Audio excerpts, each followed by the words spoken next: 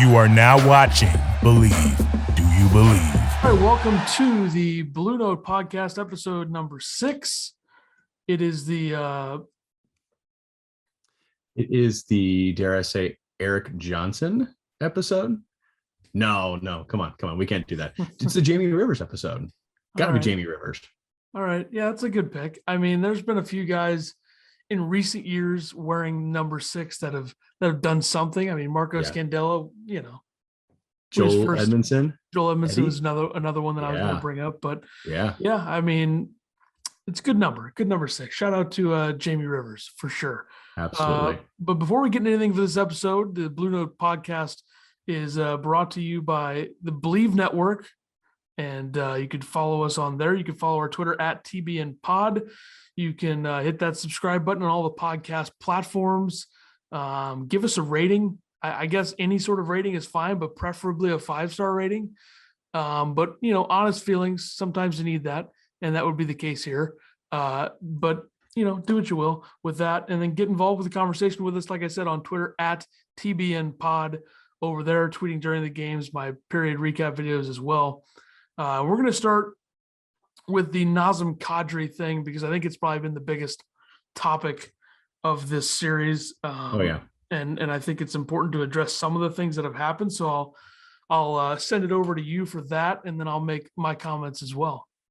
Yeah, and I know that this is a little bit late, but this is the time that we're recording it. So this is the biggest chance that we can be able to get to actually express our thoughts, our opinions here. And it's a couple days removed, so it's actually given me, I know, a little bit of time to kind of reflect here on it.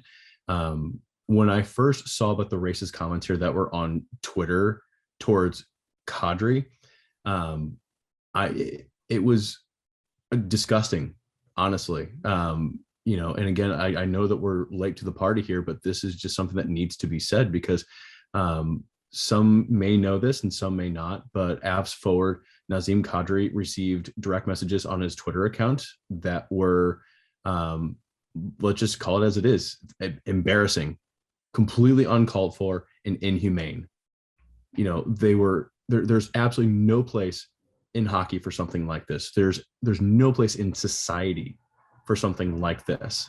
And there's absolutely no place in the world for some of the comments that were made towards Nazem Kadri. And I absolutely give all the credit in the world to his wife for screenshotting that and making this public, because that's not something that you need to be able to hide from. And that's something that people need to be made aware of that's going on. So to also see Avs community give him so much credit, back him, and show all the love and support. I just, Blues fans, I know, were just appalled at some of the comments here that were made, and the number of Blues fans that I saw showing support here towards Nazem Kadri was uplifting. He is an enemy here right now, but he's a hockey player and a human being that deserves all the respect in the world. Dirty player or not, what happens on the ice stays on the ice, and that's fine. It's a game. So that's my piece here about it, and I hope that everybody can just do a better job, a better human, just treating people the way that you would want them to be treated. It's that golden rule, something so simple, just treat people right. Yeah, I mean, well said. I agree 100% on all that, and give Kadri credit for the things that he's said about it. He pointed out that it doesn't reflect our entire fan base. Right. Bednar said the right things about the whole thing too. So props to those guys for that. But I mean, going back to the entire idea that the hockey culture, so to speak, is something that is different from other sports and still has a ways to go when it comes to things like this. I think that's probably fair to say. But I also think that there are situations like this in probably every sport. I feel like fans as a whole in all sports need to do better, because how many times do we see something that happens in the game and then it carries over to social media to the point where, players are receiving messages or threats of any kind because of a game. Like it's a game. And their family. Yeah. Their family too. Yeah. And it's disgusting, and it should not happen. I don't think there, honestly, just the way that it is, there will probably never be a time where it doesn't happen, which is terrible and unfortunate. But yeah, I think this is a wake up call for a lot of people. I think just like the other thing is like, how big of a loser do you have to be to do something like this? Like, I can't even imagine like the immaturity, the stupidity to do this, especially when everything is public now. Like, these people had to know that these were going to be put out. So just embarrassing. And there's no doubt about it. But I guess shifting over to the play itself and the reason why Blues fans are so mad at him. I know we had the whole Justin Falk thing last year. And like you said, what happens in the ice stays in the ice. And there's no doubt that, you know, Kadri's record kind of speaks for itself and things like this. But at the end of the day, I didn't see the Binnington play as dirty. Like, I didn't think that was a dirty play. I think the big reason why there's two reasons why people believe this is a dirty play. Number one is Binnington got hurt and it was a significant injury. Number two is Kadri's history. It's that simple. Like, if that's Tom Wilson, we think the same thing. If that's Brad Marchand, we think the same thing. If that's like Jared Spurgeon, to throw it back to the last series, we probably don't think that. So, and I don't think that part alone has anything to do with race. Like, I don't think that people think, I don't think anybody's racist in believing that was a dirty play. I just think that they're looking at the reputation of he's been suspended a total of 27 games and Binnington got hurt, but like, that's separated. Like, the racism thing with Kadri is the threats that are made and the stupid things that people are somehow stupid enough to say. I don't think anybody thinks that that's a dirty play because they're racist. Like, I saw some people going that far. I don't think that's right, but I just didn't think that was a dirty play. And I know Blues fans are probably going to hate me for saying that, but I didn't see it as a dirty play. No, and I don't think it was. And I am all in support of fans of any kind stepping up for their players and defending their players and wanting their guys, setting up best wishes. And if you want to be the voice that you think it was a dirty play, that's fine. But there's no place of any kind for any sort of slurs or anything else here of that nature. It was a lot easier in the 70s, 80s, even in the 90s, like when there was no social media and you had to be down there at the game, at the practices in order to make those kinds of remarks. But then the players left and that was it. But now with all the social media, it's great because the fans can interact with the players at times and they can see what's going on behind the scenes. But it's also a double-edged sword where if they have their DMs open, they're probably getting a ton of hate mail. And so that's where we as fans of any kind of sport in general just need to be better. Again, send your guy all kinds of best wishes. Hey, I'm really supporting here for you, hoping and pull for the best. Stay out of the other guys' mentions. There's no place for it. Yep, I agree. And also, quick message for Toronto Maple Leaf fans: shut the hell up. Like, I'm so sick of seeing these Maple Leaf fans on Twitter, like, crying about the Blues. It's like, the Blues are so easy to root against, such losers. Shut up. Your team loses in the first round every single year, yet you're still commenting about other series because whatever reason. Like, it's so annoying that these Leaf fans are talking, so they should just shut up. So that's a message for Leaf fans. I'm sure there's a lot of great Leaf fans out there. I know there is, but just the ones that are on Twitch, shut up. I mean, it's so annoying.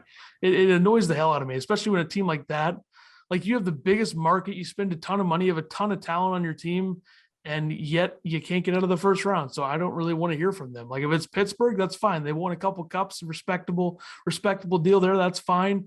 Even the Blackhawks fans, you want to comment? You've seen your team win. Your team's been good. They had a dynasty. So Leaf fans can shut the hell up though, because I'll just comment 1967 every single time back to them. And it may seem stupid because 4 years ago I couldn't do that.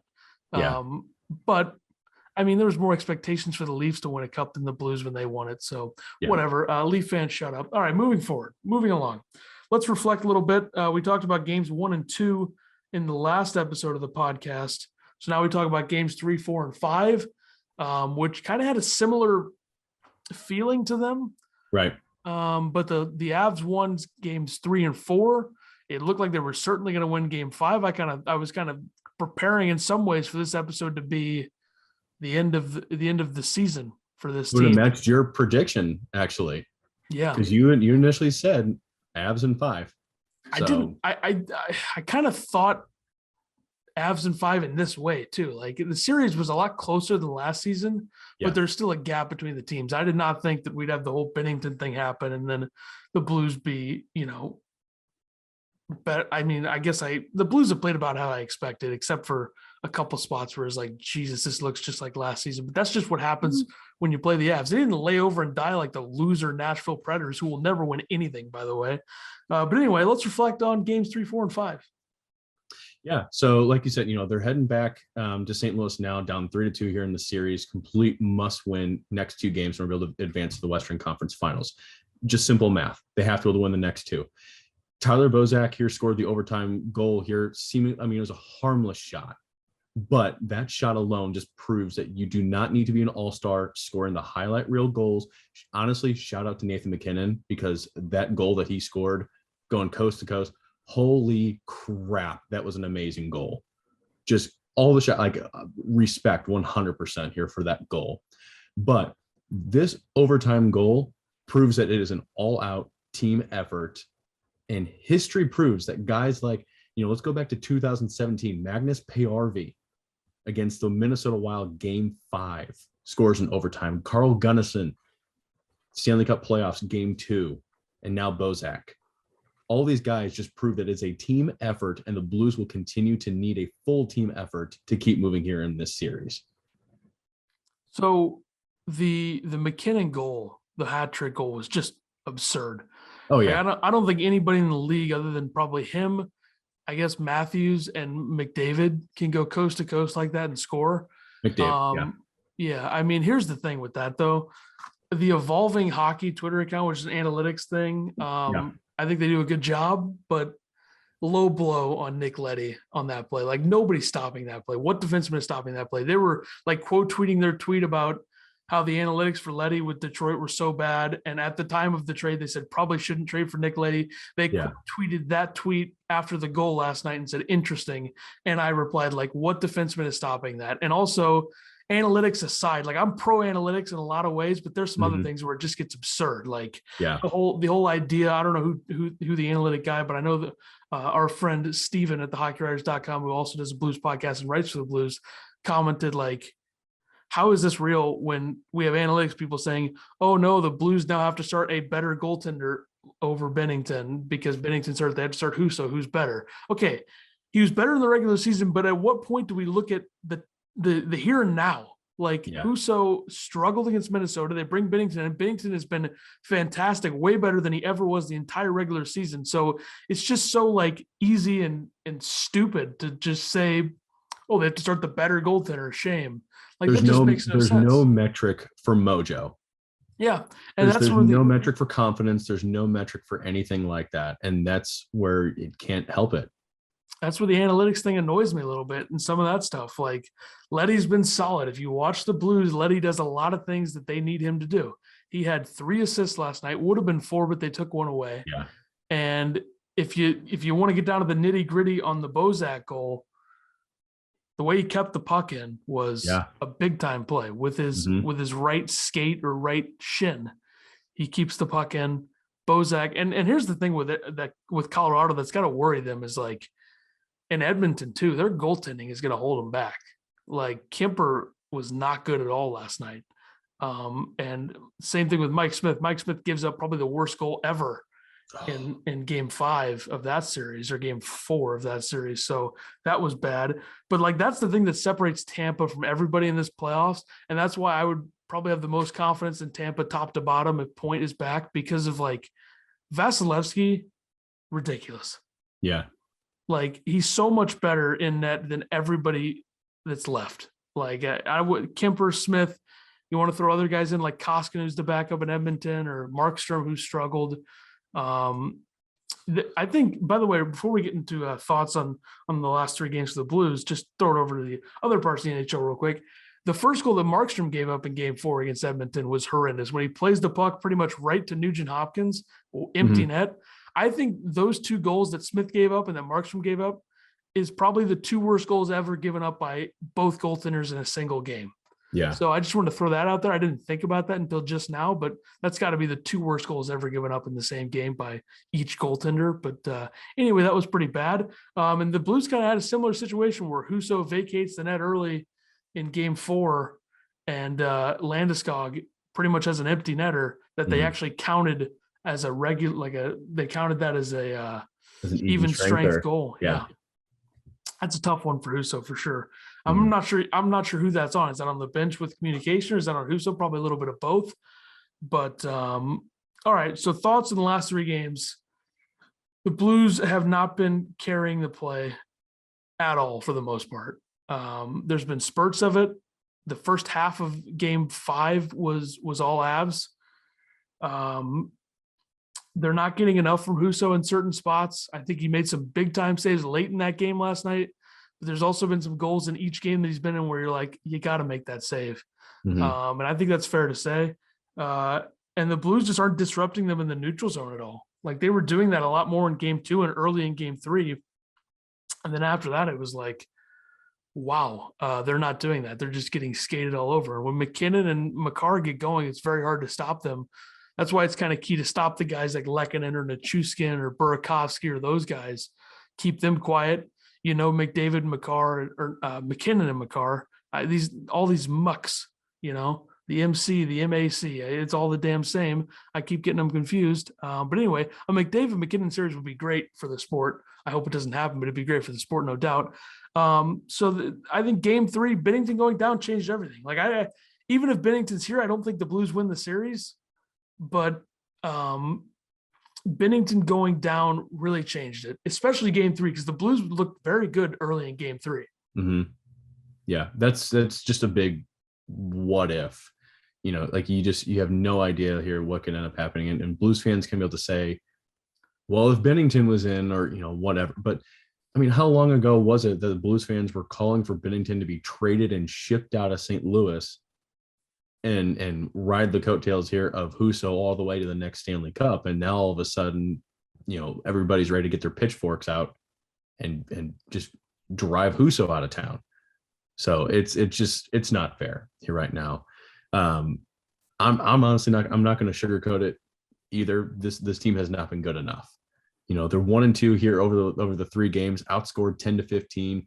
We're only averaging just over three goals here during that time frame, which is 5th best among the remaining playoff teams, and they're allowing 5 goals allowed on average, which, by the way, is the highest among all of the remaining playoff teams.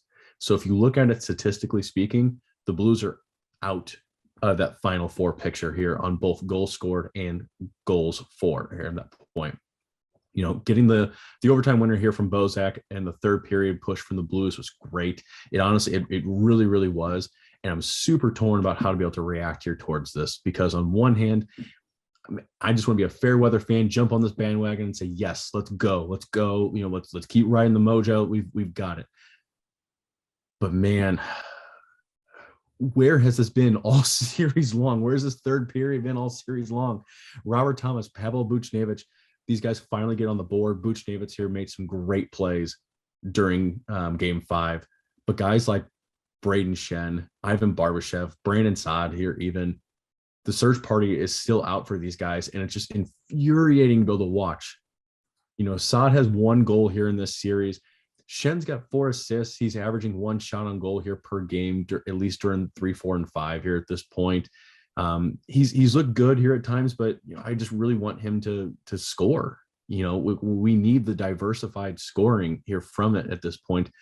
Barbashev has only 1 shot on goal during games 3, 4, and 5. 1 shot. And we talk about the diversified scoring here, and it's just not coming. We need guys to score. You see McKinnon, Landeskog, all these guys here, Rantanen, they're able to still score, or if they're being stopped, they're getting support scoring here from Logan O'Connor, from Nazem Kadri, from Arturi Lehkonen. They're getting goals scored from everywhere. And that's exactly what the Blues here need. And that's what I was truly hoping for, because this series should be a lot closer on paper, and these games should be 1-goal games. I mean, the Avs should seriously, they need to be outscored at this point. Not a matter of just dominating the game. The Blues should be able to score 3 to 4 goals easily a night here on this team. And I know it's a tall order to be able to fill, but the team's offense has just dried up and crawled away when it has mattered most. And honestly, they're very, very lucky that they managed to get the overtime winner here at this point. So, I don't want to be able to sugarcoat it, but it just, in my opinion, it has not been good enough. I think that's fair, because Robert Thomas was not having a good playoffs until that game last night where he scores a couple. Yeah, I feel like Kairu's been solid. He's produced. Perron and O'Reilly have produced, obviously. Buchnevich is leading the team here right now. He's got 7 points here in this series. He's been really good. He's turned it up a notch the last couple of games, but he did have some moments where you're like, where was the regular season version of him in this moment? And it wasn't even a points thing. It was just some of the plays he was making made no sense in terms of what we saw all regular season long, but he's turned it up a notch. Tarasenko gets on the board, his first of the series. So hopefully he gets going a little bit. And we'll see. We will see how the Blues respond in game 6 in terms of once again, the Avs are going to make a push. The Blues are going to have to figure out how to defend that. And we'll get into that and the keys to winning game 6 later in the episode. But let's move on here to the player of note. So not player of the game per se, but Blue Note, the whole thing, the player of note, the player that has stood out in the last 3 games. And I think it's easy to figure out who it is. Oh, it's got to be steady Nick Leddy. 4 assists here in those last 3 games. He's a +3 rating. The guy is averaging just over 21 minutes of ice time. Primary assist here on 2 of the 3 goals here last night. And like you said, including that overtime game winner goal. He's a free agent here up at the end of this season, but, and I do hope that they end up re-signing him here at this point. It's a matter of, term and price tag here per year, but he's just been steady Letty here at this point. So yeah, he's definitely my player of note for 3, 4, and 5. Yep. I went with him as well. I don't think there's any doubt. Perron and Kairu have been good, but they haven't had the same type of impact and production the last 3 games overall. Leddy, I mean, in terms of possibly re-signing him, the Blues have projected $9.775 million in cap space per cap friendly heading into the summer. A major unrestricted free agent in Perron as well coming up. We've talked about that. We're going to have to figure that out. I think a big part of this is Scandella, because I don't really think you could have Leddy and Scandella on the team next season and make that work from a cap perspective, because you pretty much have your 6 right there if you re-sign Nick Leddy and you keep Scandella. You have Krug, Scandella, Leddy on the left side. You have Falk, Parayko, Bortuzzo on the right side. You can't forget about Perunovic. I don't want to see, exactly. I don't want to see Perunovic not in there. Like, he didn't play last night. They brought Scandella back in. I thought that was an interesting move, but I think it was a good move to switch back to an actual 4th line just to switch things up. Get Walker in there. I think that was a fine move. But yeah, I think Scandella is going to be a big part of this. And I'm also kind of afraid to re-sign Leddy because of what happened with Scandella. I know they're different players, and Leddy's a way better skater and better offensive player, but just we've seen what can happen. What happened with Scandella, he was not good after they extended him. So, well, but you look at, let's just take a quick detour here with Nick Leddy. When you look at him in his time in New York here with the Islanders, underneath of like Barry Trotz, he was very, very sound. He was a very sound defensive defenseman. He was not the greatest of defensemen, but he was solid. So, I think if the Blues were to create and carve out a role specifically here for him, allow him to be able to play his game, I don't think that there's anything wrong here with that. Now, again, there's that price tag that's associated with it, because everybody's going to try and always justify, is this guy worth his price tag? And in the cap world here, I mean, every single cent counts. So, again, I hope that they resign him, but when we've already got a log jammed here, left side pairings, it's going to be interesting to see where he fits. What do you think? Like 4x3, just to give him more term to get the cap hit down? something that the Blues really like to do. I don't know how much longer they can keep doing it, but like 4 by 2.75, 4x3, something like that would be something that I would like. He's not going to get. I don't think he's going to get the dollar amount in St. Louis that what he could command on the open market. That's the biggest thing, because right now there's not a lot of defensemen, especially reliable defensemen, that are on the open market, and his services are one that teams would likely be willing to overpay. So it just depends on if he likes St. Louis, if he likes the system, if he likes, anything else. But boy, I don't know. I think it's going to honestly be tougher to keep him than what it is than the Blues are willing to offer him money here for. So that'll be that's just my quick 10,000 foot overview here on that. Yeah, that'll be interesting to see how they approach that, because you got to think about the whole Tarasenko thing, what could happen there. I had some thoughts during the game last night. I was thinking, is this going to be Tarasenko's last game as a Blue? And I hated to have to think that, but you got to think that at this point. You never know. So those were thoughts that went through my head. I don't know if any other Blues fan experienced that. But yeah, it's going to depend on him, and it's going to depend on Perron as well. If they re-sign him, that's probably the first priority. But Perron's not going anywhere. He loves St. Louis too much. Doug Armstrong loves him too much. He's not going anywhere. Yeah, they'll find a way to make it work. You'd assume so that they would do that. No doubt. All right, let's move on. Let's check in on the Springfield Thunderbirds, the Blues American Hockey League affiliate, and I'll give it over to you for this one. Springfield Thunderbirds, them T-Birds, they're up 2-0 in their series over the Charlotte Checkers. Game one, if you fans here didn't catch it, it was a dominant 6-0 victory, despite being outshot 35-28. 2 goals from Sam Manas, including a penalty shot goal in the second period. Fantastic game to be able to watch. Go on YouTube, check the recap here of it. It is a fun team to watch here right now. Game 2 was a little bit closer. It was a come from behind 4-3 victory. 2 goals in the third period. Will Bitton tied the game with 3:05 left to go on a deflected shot from the point. It was a great shot from Klim Kostin. Great shot here from him. And he may have ended up scoring that goal, but Bitton did a great job of deflecting it. And then to take the win was the real deal James Neal on the power play goal with 4.4 seconds left in regulation. He scored on a deflected shot from Brady Lyle to seal the victory. And I'm telling you what, Brady Lyle here, he was the late season trade acquisition for the Bruins. He's looked good. He's looked real good here right now. He's got a cannon of a shot that he's not afraid to go to fire from the point, just allowing for a quick tip in front of the goal.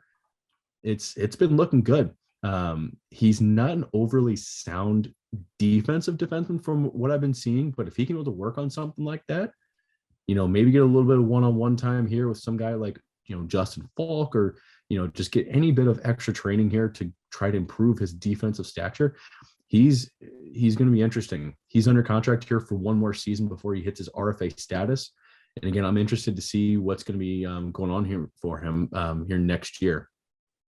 Sam Anis, he is leading the Calder Cup playoffs with 4 goals, 13 points in 5 games.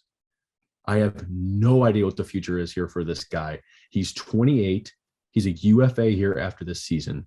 He's pretty small, though, at 5'8", 157 pounds. I mean, like, you can just get this guy a sandwich, honestly. Just something.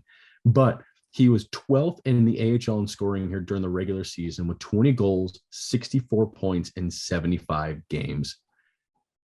He, to me, is a guy, if he's ever going to make the NHL, it's going to be more so like in a third line role. It's not going to be in a fourth line, kind of grinded out style. That's not him. You've seen a guy like Nathan Walker be able to prove a little bit of success here, but I think Sam Anis is going to need to be able to come up and be able to play in a third line role because he's, again, proven he can be able to score. Kostin, looking good right now. Driving to the net, getting rewarded here with 2 goals, 4 points in 5 games. Second on the team here in shots, 14 shots in those 5 games.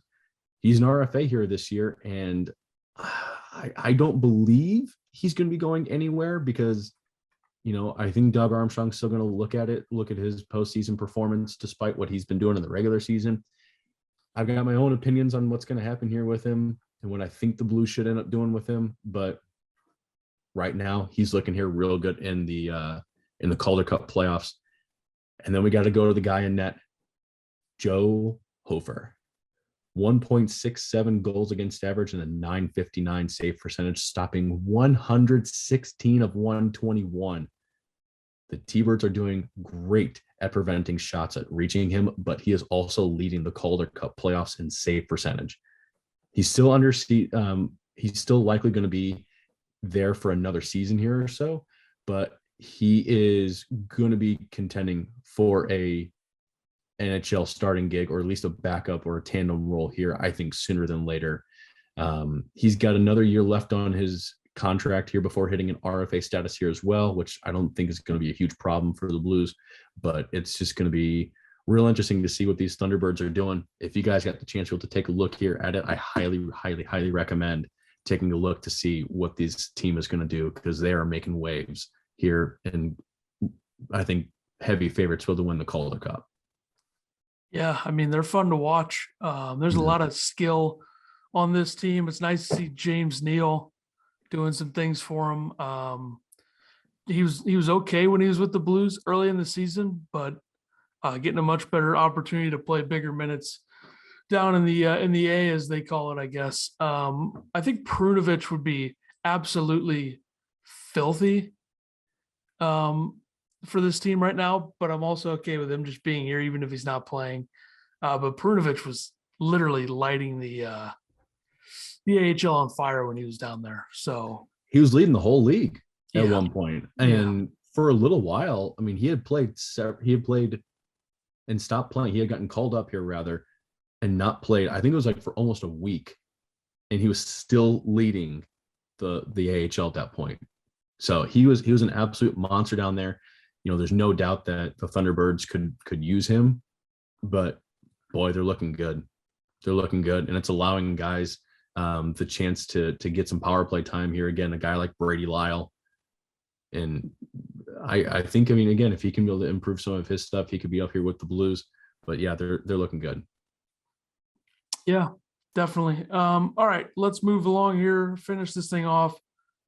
What do the Blues need to do to be successful at home? And I think it's simple. I think the first key point is withstand the early heat that the Avs are going to throw at you, because they're gonna. They need Ville Husso to kind of stand on his head, which he has done early in games. He's been able to do that in certain points. I think Game 4, Blues scored the first goal. They were being outshot, like 13-3 or something, and he made all those saves. So I think that was something that was big for them. They didn't win the game, but the Blues themselves need to start better. Like, you can't just play the way that they did in the third period because they knew this could be the end of the season. They got to play an entire game like that. Mm-hmm. They've been outplayed early in 2 straight games, so they got to figure that out. I'm not even going to say getting the first goal is that important, because they've gotten the first goal in 4 or 5 games and are down 3-2. So that's interesting. In the game where they didn't get the first goal, they won.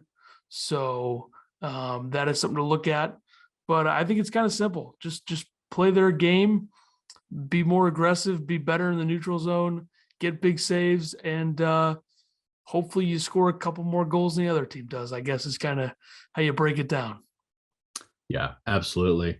They need to, I don't think there's much more to add here to that. They have to be better defensively. You're going up against several just superstars here in this league. And it's a tall order here for this team. They just have to be a little bit better defensively. As I mentioned here earlier, I mean, they're allowing 5 goals here on game on average at this point. Husso has to be on his game here from the very beginning, and he is a big reason why it's not over at this point. It just is. They're lucky that it wasn't 5-0 before the end of the first period in Game 5. And so as long as he's on his game, like you said, just stopping pucks here just from the very get-go, and they're getting support from guys like Toropchenko, who we didn't mention of players of note, but man, he's another guy who is deserving a hard look, I think, going into the next season. He was a monster in Game 5 and deserves every ounce of credit and an early look here into next season here at this point. So defense, I think, is the number one thing. Goaltending, I mean, it's just an all-out team effort. It just has to be here in order to be able to go and force a game 7. Yeah, we'll see. In terms of episode 7 for us, I'm not sure how we're going to handle that. I mean, I guess it depends on what happens in game 6. Ideally, we could get one done right before a potential game 7 or right after a potential game 7. Either way, we'll figure that out, and you'll find out more about that on Twitter, I guess, at TBN Pods, where you can follow us. That'll do it, though, for episode number 6 of the Blue Note podcast on the Believe Network. And we hope to have a video version of this podcast available on YouTube at some point. If that is the case, hopefully this episode is on there. This will be at TBN Pod on Twitter. I will tweet the link to that. And yeah, hopefully the Blues can get it done in game 6. We will see. Thank you for joining us, Ethan Carter, Mike Meyer. You can follow my Twitter at Ethan Carter SW. Mike, your Twitter? At Danger Powers 19. All right. Thanks, everybody, for listening. Make sure to check out the Blue Note podcast on all the podcast platforms, and we'll see you next time for episode number 7.